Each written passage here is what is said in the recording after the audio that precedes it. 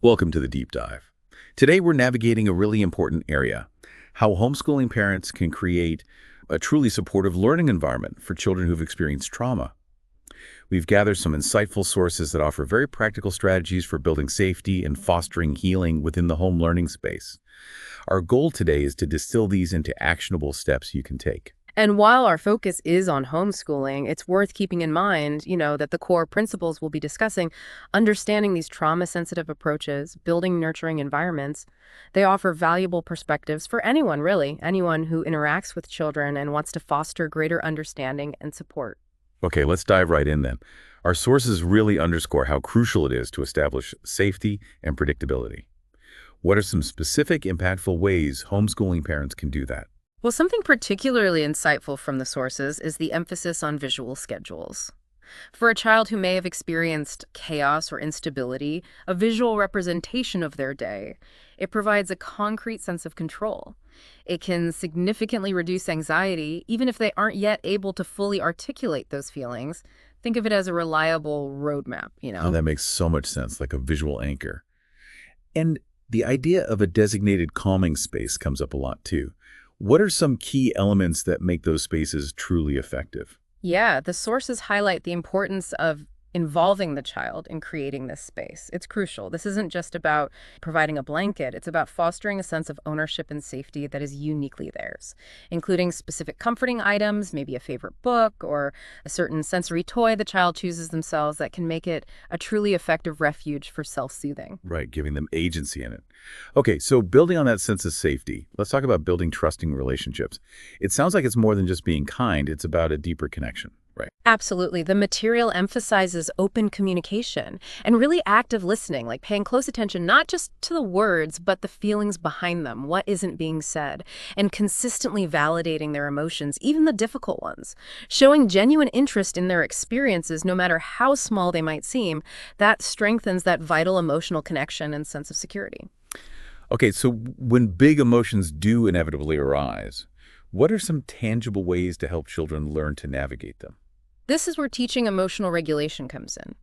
The sources point strongly towards mindfulness practices, things like simple deep breathing exercises. They can be incredibly grounding in the moment. Similarly, using things like emotion cards, visual aids depicting different feelings can help children identify, name, and then express what they're feeling. That's the first crucial step in managing those emotions. That visual element again. Ugh. Homeschooling offers so much flexibility, which seems like a real advantage here. Yeah. How can we strategically use that flexibility to support a child who's working through the impact of trauma? The key is to intentionally build that flexibility into the learning schedule. It's not just reacting, it's planning for it. So if a child is having a particularly tough emotional day, being able to shift gears, maybe take an extended break, or try a completely different, maybe less demanding activity, that can make a huge difference. And incorporating regular movement breaks or offering sensory-friendly tools like fidget toys or stress balls can really aid focus and overall comfort throughout the day. That makes sense. Let's consider the language we use as well. It sounds like that can have a really significant impact, maybe more than we realize. Indeed, the sources strongly suggest moving away from punitive language punishments or blaming, and instead using positive reinforcement and really empathetic responses.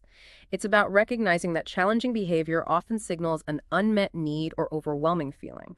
Guiding children to understand their own triggers and helping them develop their personal coping strategies is also essential for building their self-awareness and, ultimately, their resilience. hmm And related to that, the idea of empowering a child through offering choices. How does that specifically contribute to their healing journey? Well, given that children who've experienced trauma may have also experienced a significant lack of control in their past, offering them genuine choices within their learning environment can be incredibly empowering. Maybe it's what topic to explore next, or simply where they'd like to sit and work. Little things. It helps them begin to rebuild that sense of agency, that feeling of having some control over their lives again. That feeling of control seems so foundational. Finally, it seems really important to acknowledge limitations and know when to seek outside professional support. Yes, absolutely. The recommendation to collaborate with therapists or counselors who specialize in trauma is a key takeaway from the sources. They can provide tailored guidance and support for both the child and the family. And there are resources like the National Child Traumatic Stress Network, which offer valuable avenues for ongoing learning and support systems too. It's okay not to have all the answers yourself. Right. So For you listening, the core message weaving through all these sources seems to be this. By really prioritizing safety, predictability, teaching emotional regulation skills, and empowering a child through choice, you can cultivate a homeschooling environment that profoundly supports their healing and growth. Yeah, and this really raises a compelling thought to leave with. If we consider how effective these trauma-sensitive practices are in a homeschooling context, how might a broader understanding and application of them inform and improve our interactions with all children in all settings? Could it help us build more compassionate and responsive communities for everyone?